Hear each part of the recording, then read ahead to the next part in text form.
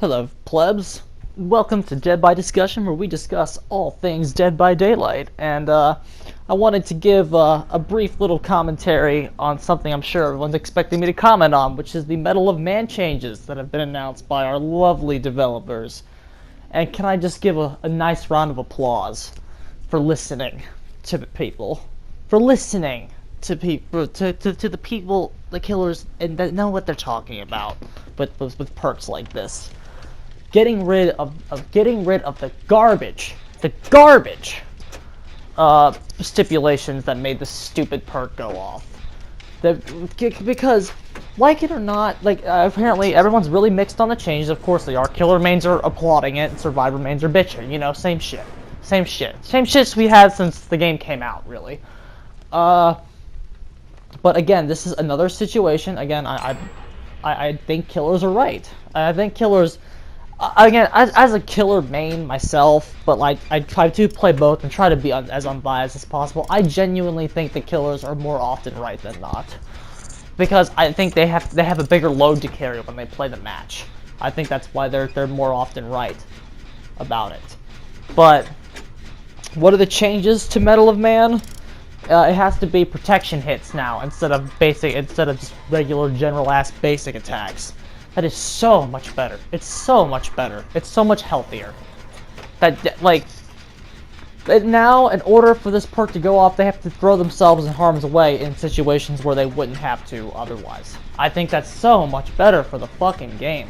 And it makes the perk, it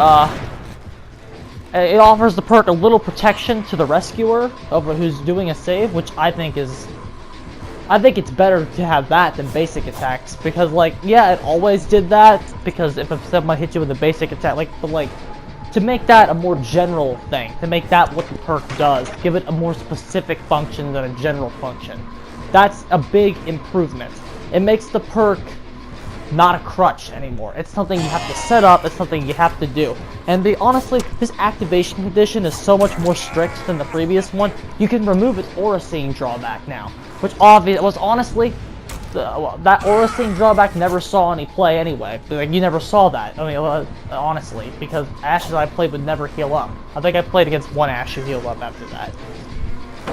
But fucking survivors going, they want a refund. Shut the fuck up, dude. Just shut up. I'm happy with this change, because it's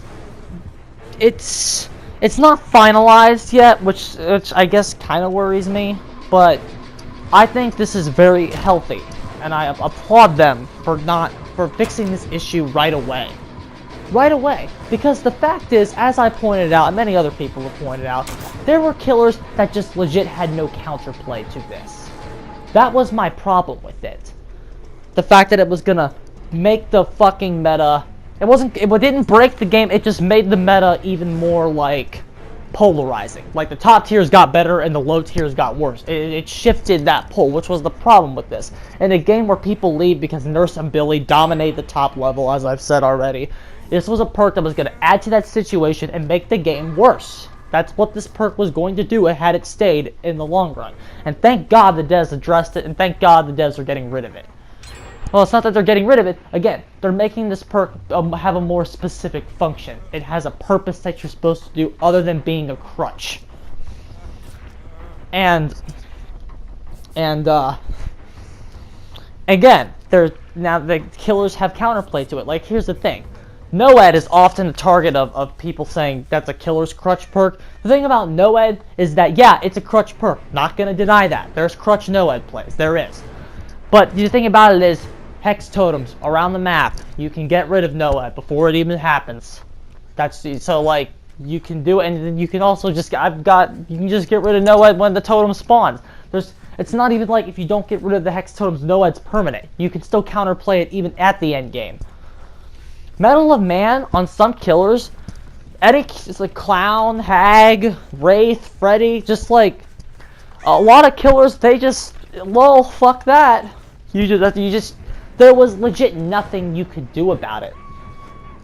Other than you see Ash, you gotta pick the specific time to target him. Honestly, that's the only counterplay those characters had. You can down them safely the first time, and then the next time you do it, you have to legitimately be smart about it. Make sure you have enough time. Usually have somebody dead before you target. That's what I did with my last Freddy match. I had to make sure somebody was dead before I hit Ash again. And before I went for that, because I knew that was going to happen. I needed to buy myself more time before I could actually do it. And that's not good counterplay. That's not good game design. And like a killer complaint I saw was like, well, now everyone's just gonna run it, because now it's like when somebody makes a rescue, if I go after the rescuer, they have Mettle of Man. If I go after the guy, they can have borrowed time and decisive strike. But it's like this. You know what? First of all, if you're doing the game's meta for killer is to hook somebody, apply pressure on someone else, then someone else goes and gets the rescue, right? So you shouldn't be only intercepting that rescue if you're not really doing anything else, or you're going for like a half tunnel or something, which I think half tunnels have a lot of potential in the metagame, but that's me.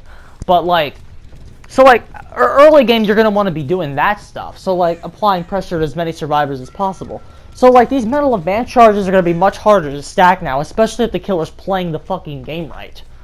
So it's such a hard perk to stack that it got slowed down tremendously, and the fact that you can just go after anybody in a chase, any order you want, not a protection hit, it doesn't fucking matter. And that's so much better.